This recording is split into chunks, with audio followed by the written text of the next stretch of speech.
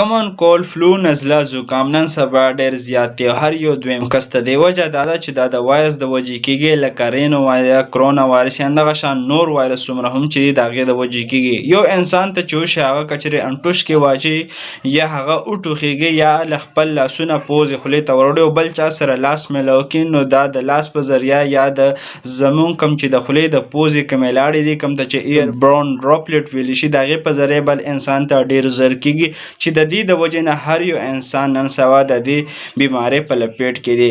دا چې کله یو انسان ته وشي نو د 1 نه 19 تر 4 ورځو پورې دا خپل ځان وښي، او کله هم چې دا بیماري د انسان په وجود کې وي نو تر 2 هفتو پورې ټایم د دې بیمارۍ دی. دا د وایرس د وجې دا بیا اټومیټیکلی ختمیږي، خو که چېرې دغه امیونټي مضبوطه وي. که چېرې امیونټي کمزوري وي نو ډېر ټایم دپاره هم دا د دې په وجود کې پاتې کیدی شي. که چېرې د دې بیمارۍ سره د علامات ډېر زیات وي چې په وجود باندې بار بار تبه راځي، سر ورسره درد کوي، ټول وجود ورسره درد کوي، یا که پوزه ورسره بار بار بهیږي، خارښ کوي، یا انټوش کې انسان ته بار بار ورځي او سره وي او دردونه کوي، دا علامات زیات وي نو د دې دپاره بیا علاج ضروري دی چې هغې دپاره انټي پایریټک، انټي انالجیسک، انټي هسټامین او انټي بایوټیک ورکولی شي د سیکنډري انفیکشن دپاره. شان میډیکل اویرنس دپاره زموږ سره اوسئ. شکریه. الله حافظ.